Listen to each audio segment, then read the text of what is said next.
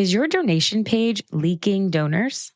According to iDonate, roughly 89% of visitors leave your donation page without giving. That's not a traffic problem, that's a conversion gap. iDonate's new pop-up donation form is built to fix the CVR gap. It's mobile first, moment driven, and appears right when inspiration strikes on blogs, campaign pages, or stories. More donors, same traffic, less friction. iDonate lets you control the strategy, the voice, and the design. To see it in action, you can launch a demo at idonate.com or click the direct link in the show notes. Today's guest is the kind of person who makes you feel excited and not overwhelmed about the future of AI for nonprofits. I am joined by the one and the only Amy Neumann, social impact entrepreneur, keynote speaker, author of Empower Your Nonprofit, Simple Ways to Co-Create with AI for Profound Impact, and the founder of Resourceful Nonprofit. She's also an interdisciplinary PhD researcher exploring how AI is shaping human connection and creativity. Oh, and during the conversation, she just casually rocked her Meta AI glasses during our chat, which I was very excited to ask her all about. She brings decades of experience at the intersection of tech and nonprofit leadership. All about what we want to do is use AI to do more good, ethically, creatively, and intentionally. So today in this episode, we dig into just that, what AI looks like in the nonprofit space, talking about donor engagement, how to really make your internal systems more efficient, building strategies for your team, how it can really spark human creativity and collaboration. So lots of examples. If you're already experimenting or just want to do it with more thought and heart, this episode is packed with smart and grounded advice. Let's welcome Amy to the show. I have found, because I do a lot of keynote speaking and workshops and training courses and teaching about this, so I always poll people in the audience who's using AI maybe more than once a week. And it's the vast majority of people these days, but there are always a couple of holdouts throughout. And what normally works well is to help people have their own mini epiphany and breakthrough by asking them a couple of pain points that they might have in their day-to-day roles. And then if you are familiar with AI for nonprofits or other applications, you can say, oh, let's real quick try this one little thing over here. And as soon as they see one thing that makes their life easier, that's where they get hooked. Okay, Amy, you are really a longtime advocate for using tech for good, which I love. You are also a fellow author. Congratulations. That is a very big feat. What really got you started and inspired your focus on responsible AI for nonprofits? And how did that really shape the need and the desire for writing your book, Empower Your Nonprofit? Sure, that's a great question. And I think I kind of lucked out and got in the tech space in the mid-90s straight out of the gates. And half the time I lived in Los Angeles and half the time in Ohio. But it's been really interesting to watch the progression of technology, obviously, since that time when at the time I had to convince people that email would catch on, right? And it did. It turns out that it did. And so every time new technology comes out, there's breakthroughs in what it can do, problems it can solve from a social impact perspective that it couldn't solve before. But on the other side of that double-edged sword is that, humans have a history that's a little biased. So all that data and information is captured everywhere online that is used for training. So there's some different things that you want to consider. And as I watched this path start running faster and faster, maybe around 2017, I got really interested in a lot more work with diversity, equity, inclusion, and thinking about bias, because I didn't want a couple billion people to get coded out of the future. So that's my aim, is to try to keep it equitable and keep people included. And it's just a fast-moving, absolutely fascinating area, artificial intelligence. There's so much good happening that you want to make sure that there's a lot of conversations, but you want to push it in the right direction as much as possible to change the world. Yes, love that. Looking back on what you just stated about you were pushing people to try email marketing back then. Right. What is that breakthrough thing now that you're urging people to do or to try and maybe getting some resistance against? Yeah, I have found, because I do a lot of keynote speaking and workshops and training courses and teaching about this, so I always poll people in the audience who's using AI maybe more than once a week. And it's the vast majority of people these days, but there are always a couple of holdouts throughout. And what normally works well is to help people have their own mini epiphany and breakthrough by asking them a couple of pain points that they might have in their day-to-day roles. And then if you are familiar with AI for nonprofits or other applications, you can say, oh, let's real quick try this one little thing over here. And as soon as they see one thing that makes their life easier, whatever that is that applies, Yes. that's where they get hooked. So I think that is a general statement. It's not a particular tool, I guess, but just how easy it is a novelty that people haven't experienced if they haven't actually used it. And as soon as they see it, they think, oh, that's all it is. That's amazing. It could do that. That used to take me this long, and then now I can do something more fun, right? So that's the beauty of it. Yes, yes. And I am a big proponent and helped kind of moderate fundraising AI for the past 2 years with Nathan Chappelle and Mallory Erickson, who you probably know really well. And there's so many teachings around it and conversations happening in our space, and really making sure that we are, because we have that like responsible, ethical, for good hats on all the time, is how can we be leaders in what's happening with AI when it does come down to the day-to-day operations. Where have you seen, maybe in those conversations or with clients, responsibly integrated AI really bring the most value to organizations? And I mean, it can run the gamut, whether that's the programming side of things, data, internal efficiencies, fundraising. Are there a couple examples that you could share with listeners? Sure. I think one that helps people in almost any role and helps the organization is probably content creation, because now there's so many image and video creation tools and help with writing.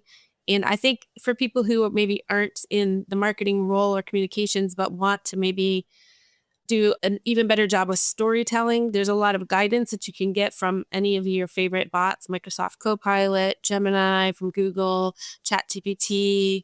There's so many good ones to choose from.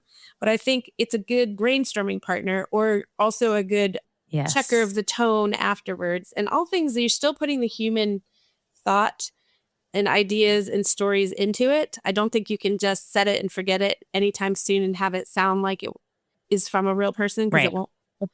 You can kind of tell the difference if it's just unedited. But I think right now is a great opportunity to start trying content creation or brainstorming. I was just reading some research just in general that if you use it as sort of an idea generator in a brainstorming session, you're in real life colleagues or virtual, the number of creative ideas was something like 60% higher. It was a recent study. I'm forgetting the name of it, but I think it's because it's a good brainstorming partner, because it's like having a bunch of additional partners. Whatever you ask it or whatever you want it roles to play, you can get a lot of insights. Yeah. Oh, I totally agree. I mean, one example is, so I host the monthly giving summit. It happened in February this year. It's annual. And at the end, we have a survey and we ask people to say, like, what was your favorite thing? What are things that you'd like us to work on? And then in the registration, we also ask questions about, like, what are your biggest challenges when it comes to monthly giving?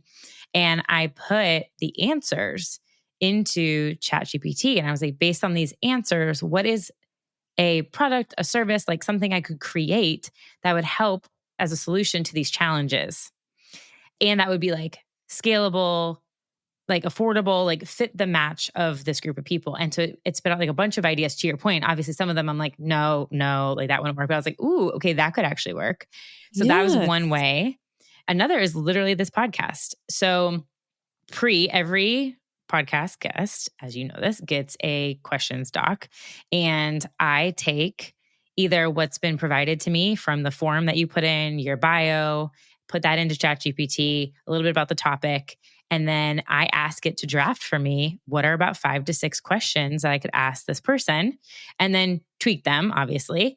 And then those are the questions I use. And then on the back end, oh my gosh, there's so many facets that we use for it, but one literally, so the intro listener that you heard at the beginning of this episode was based on us recording this conversation that I'm going to took, and I'm like talking so many tenses, this conversation, plugged in the questions to ChatGPT and was like, write me an intro and like synopsis introducing this conversation. And it creates the intro. And obviously I judge it because I want it to be in my own voice, but Those are some Right. quick fire examples of just the amount of time that saves me. And before we jumped on this, I told you I was like, I have 5 podcast interviews today. So they're pretty like back to back. And so in between, I'm able to very quickly create those intros, record those intros, get those sent to my team. But that's just like one example. Do you have, I know content creation is one. Do you have any that's really made a difference on the programming aspect of nonprofit work and efficiencies? One that I think could be really useful for a lot of things is Google's, I think they just call it Gemini Advanced now, the pro version, but it has a deep research tool. And so I think if you're trying to figure out, it's like doing a literature review in academia or just asking for a bunch of well-cited sources with summaries, and it'll even give you a research plan. So if you're looking for whatever your Wow. program is or whatever you're trying to do, yes, you give it sort of, you say, a prompt, you say, hey, we're trying to work on this program or trying to get funding for this or whatever you're trying to research. You give it an outline. You say, I would like you to report back these types of things and these types of stories and these types of examples. I would like you to cite well-researched white papers like from UNICEF and the United Nations and the AI Institute or whatever it is. And it'll come back and say, okay, here's what type of research we're going to do. Have I missed anything? Say, oh, yeah, actually, I would also like you to deliver this or to add this. I'll make sure you check this author or this podcast or whatever it is. And within maybe 10 or 15 minutes, it will go out and find, I mean, I do a lot of in-depth AI research for my PhD, so I don't know that it works as well for every single use case, but I almost use it like a customized TED Talk debriefing tool for any topic where I need to just do something different, right? So then you say, you do all that, it comes back with 30 or 40 website articles. Not all of them go correctly to the page it says, but it's getting much better with that. And now you have a summary, you have all these articles you can look at in more details, but it gives you the summary. And you just almost become like, this is the type of thing that would have taken a graduate assistant 10, 15, 20 hours to do in the past. And so it's almost like having your own personal graduate research assistant. So you could see how that could be helpful in any number of areas. And I think Perplexity has similar tools. And now ChatGPT, I think, is I was going to say Perplexity. Yeah. A couple of my friends who speak about AI and other tech states, it gets good when it gets boring. And I think it's getting baked into so many things now that it's almost like everyone's using it without realizing it. And once they get that breakthrough application, whatever it is that they like, now they're off and running and thinking like probably our experience when we first started using it for different things is you think, oh, well, if it could do that, could it do this? You come to realize it can do almost anything that you ask it. But there's new tools coming out and nuances like the deep research, I think, is a really great way to brush up on a potential donor or a potential grant partner or whatever you need to do before you're meeting with someone. And yeah, you're getting all these podcasts done. And before AI, you couldn't have talked to so many people, right? You would have been doing all the back end stuff yourself. So less fun part. Correct. Or a lot more time on all of the preparation for sure. Yeah. And my friend, so we spoke about Mallory Erickson. I'm on the board of her new product called Practivated. And it's just that there's like an internal, like it's all AI backed Tivi. Yeah. Great name, right? And Tivi is like your little AI assistant that you can talk to. And the whole point about Practivated is it allows you to be able to practice a conversation you're going to have with an upcoming donor or board member or corporate sponsor. Like you can plug in all those details and it basically takes on the role of that person based upon like a bunch of triggers you've put into place. So it's getting very, very, very good. So leaning into that though, and very important in our space is data privacy and donor trust are critical. Yes. So when we're thinking about implementing, like safely implementing AI tools and really protecting very sensitive information, and I know you've talked about this in depth, what are best practices for that? How much information are the tools saving or using of what we put in? How does that, like when you're thinking about guidelines for nonprofits, any practices that you'd recommend? I think the main one to think about is the one that you would think about you're launching anything that's different is you want to have a strategy first or just be mindful or thoughtful about what approach you're going to take or not take. I think I've seen a lot of changes in companies embracing openly using AI because if they don't, everyone's just still using it on their phone or their iPad or their own computer and different things like that because it's all the shadow use of it. I think people have figured out that it's so helpful for so many things. why not have everybody use it and embrace it and share the success stories? Because that's a really good way to build confidence and get people using it. It's just so many possibilities right now. My mind is always spinning with when you say that the practicing talking to a donor, it's great for practicing all sorts of things, interviews or hiring practice. It's great to practice lots of different things, but I hadn't heard specifically of the practicing for talking to fundraisers. That's a great idea. Yeah, look it up, practivated.com. It's really cool. I think Yeah, you'd be I like am. really I'm going to blown add away. that to my vault of tools on thriveandai.ai. Yes, So I'll add it. I love that. Yes, that would be awesome. Not all donation forms are created equal, and not every campaign needs the same kind of giving experience. That's exactly why I had to share what I donate breaks down in this blog, the 4 types of online donation experiences. You can click the link in the show notes to read it through. Now, whether you're running a fast paced social campaign for, let's say, Giving Tuesday, a storytelling rich landing page, or a major gift appeal, there's the right format to match the moment. Think of it as pairing the right tool with the right emotion. This guide helps you align your donation format with your campaign strategy so you can inspire action, not just clicks. You can head to idonate.com/blog or click the direct link in the show notes to read it now and start creating giving experiences that actually convert.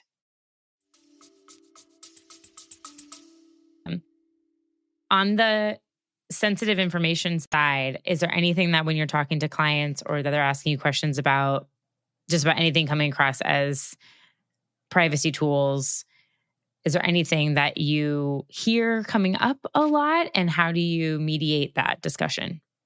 I think as people realize that it's a great idea to embrace AI openly for the reasons of security and safety and a little bit better up-to-date knowledge and knowledge updates and things, is you do have to be mindful of a lot of things in data and security. And the reason that you want a strategy is you want to not be scared or nervous about it, but you do want to consider things like you want to make sure everybody is aware not to put any personally identifiable donor information or otherwise into anything with AI, unless you know for sure that it's closed off for you. Like if you had a paid licenses to some extent usually do that. And it's different with every organization. So you want to check and verify that nothing would be used for training, but you just want to think it through.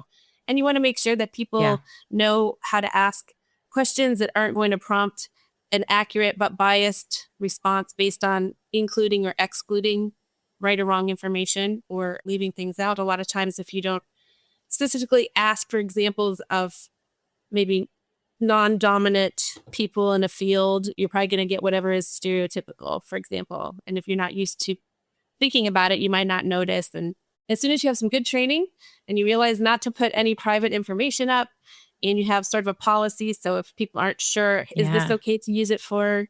Is this not? It's just talking it through. Just like anytime you're doing something that could be pretty fundamental change to your organization in hopefully a positive way, you want to think through where are we now, assess the situation, see what people want, and keep people involved too, I think is important for not just for data security, but just for in general. It's a big difference sometimes between what you think somebody would like or use and what they actually do. And the best way to find out is ask, Yes. usually. So I love this. Okay. So what I'm hearing is come up with a strategy of how your organization will use AI. Could be the mhm. tools, the platforms, what for, what services they might have. Love that. And then also to train your AI tools on your organization so that it's actually giving you back the information, materials, content, ideas, brand voice, examples, and everything that actually fits what it is that your organization embodies and represents. Yes. And I think also you want to think about stuff like what's our policy as far as low risk or high risk uses of AI right now? Is there a time that humans are always 100% of whatever's happening there? Are there times that we could say that anything like this is fine to use Mm. it, but we need you to at least edit it and proofread it and add your tone in, or just some guidelines? It doesn't need to be, it can't be set in stone too much how fast everything is changing, but you just want to say, hey, we're embracing this, but Right. here's a few things to think about. Here's some suggested uses. Probably don't want to use it for this yet until we know more or have different tools or whatever it is. And then it just gives people more comfort and confidence. And that increases Yes. they're finding out all these great ways to use it too. Awesome. You mentioned something, this is alongside your book, that it can strengthen human creativity and collaboration. Has there been an example when you've been out speaking or clients you've worked with where AI has really been used to deepen partnerships and elevate story in that responsible manner? Yes, something as simple as just being able to transcribe meetings where people agree to have it transcribed and summarized and have tasks created automatically and an email. You can draft an email and send it out to everybody and schedule follow-ups and all sorts of stuff. Some of the best use cases aren't maybe the most creative and imaginative, like some of the ones that you hear about. A lot of, like, I'm wearing my AI glasses right now, my Meta AI glasses. You are? Yeah. Yeah. And so, see, I can take a picture just by holding the button down. And I can ask it to translate things. It's pretty slow now, but it can read anything in a different language and tell me what it says. It can translate languages. Now you're getting into the zesty fun things, right? And I use it a lot to capture moments when I'm out and about. I'm doing AI research and I want to start asking people what they think about it live. And just, I can record video on here and different things like that. So now you're getting into some interesting maybe ways to communicate with some of your clients that you work with, if you had something like this, and you want to make sure people know about it and are comfortable and all that. But I think there's a lot of cool, zesty, fun things. But at the same time, there's some really basic time-saving things that frees up time to do any zesty, fun things that you want, not just using AI, right? So if you could save 10 hours a week, then you can meet with more donors and have lunch with them and sit down and get to know them as a person and do the human things that AI is not capable of doing right now. I just want to use the sweet spot of what are humans good at? What is AI good at? How do we partner up so we're getting even better results in shorter time, better job at fundraising, storytelling, keeping track of things? I mean, useful in so many things, and it's getting so baked in that it's so many things. Yeah. It's going to not even be a word that people talk about and that use AI pretty soon. It's just going to be, go do this task, or having your AI agent go perform all these things and complete the task for you on your behalf, right? So that's right. That's right. Okay, now since you mentioned that you're wearing them, now I have so many questions about these glasses. Sure. That happens a lot. So let's just say a nonprofit organization gets a pair of these glasses. What would be some like creative ways that they could use them? I'm thinking about like events, like what's some like practical ways that this could be like a benefit to an organization? It's very non-intrusive. So, for example, in some of my workshops, I will tell people that I'm going to be taking pictures with my glasses, but walking around without a camera in your hand, people are just a lot more comfortable and natural. And I think you can capture things instantly if you're driving somewhere, or let's say you're walking around in an event, you just kind of can casually snap some pictures or even a 60-second video. And it's just even more natural and real because people aren't stopping what they're doing and posing and stuff like that. I think just that alone is kind of cool.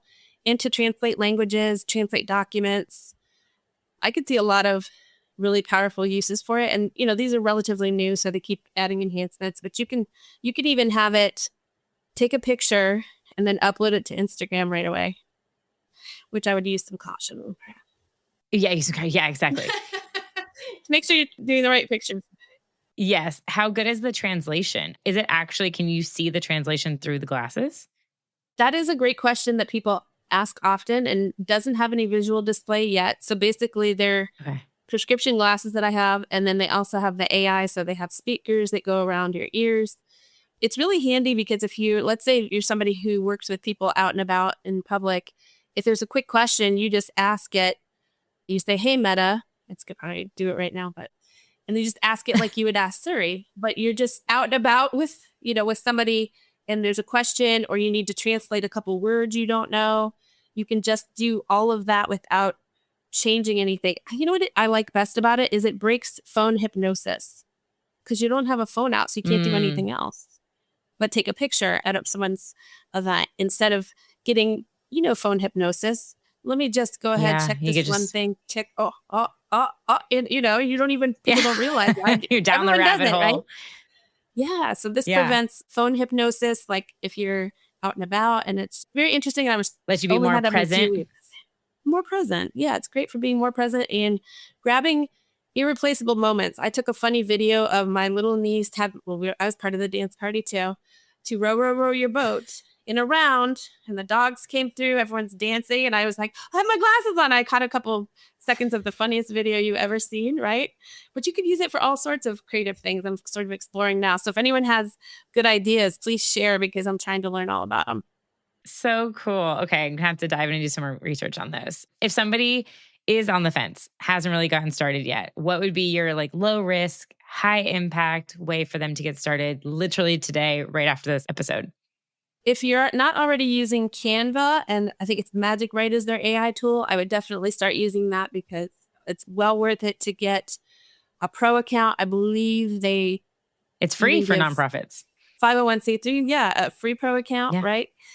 And it just does so many things. Like you can set your brand colors and do all of your social media posts, just make it in the colors. You can resize it from Instagram to whatever other platform, Yeah, Blue Canva's Sky or whatever incredible. you want to use. Yeah.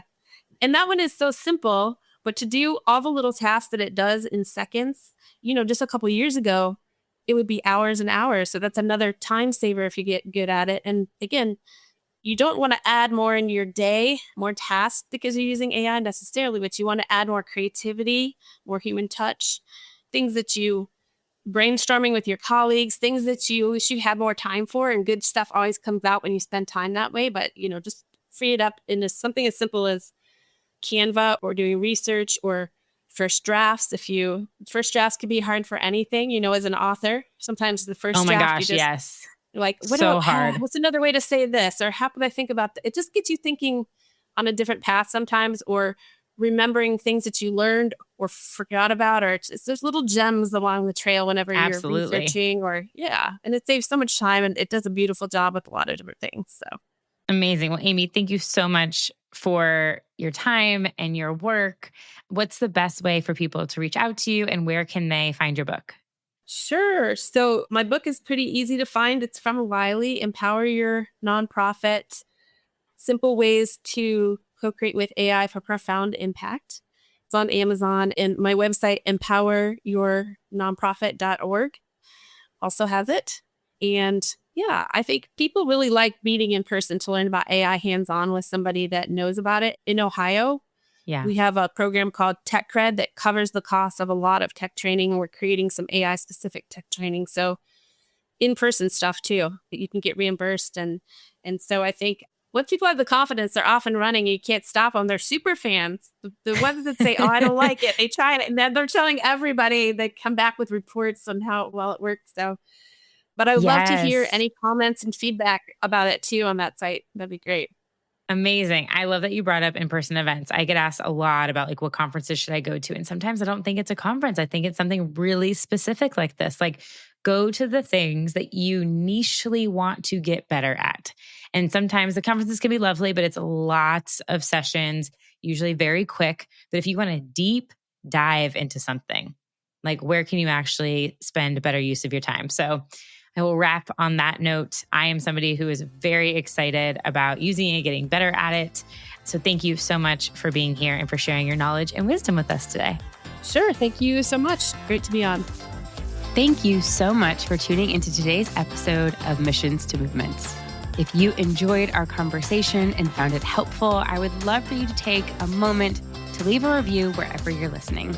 Your feedback helps us reach more change makers like you and continue bringing impactful stories and strategies to the show. Don't forget to hit that subscribe button too, so you'll never miss an episode. And until next time, keep turning your mission into a movement.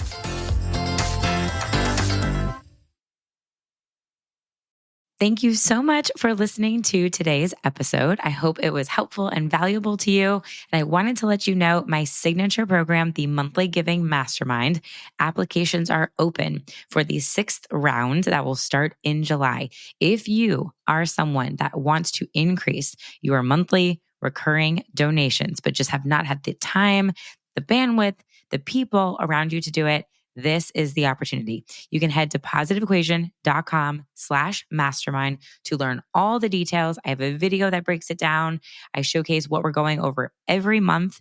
It essentially takes the 5-step framework that I teach in my book and puts it into practice that we do for you. So head to positiveequation.com/mastermind to learn more and apply.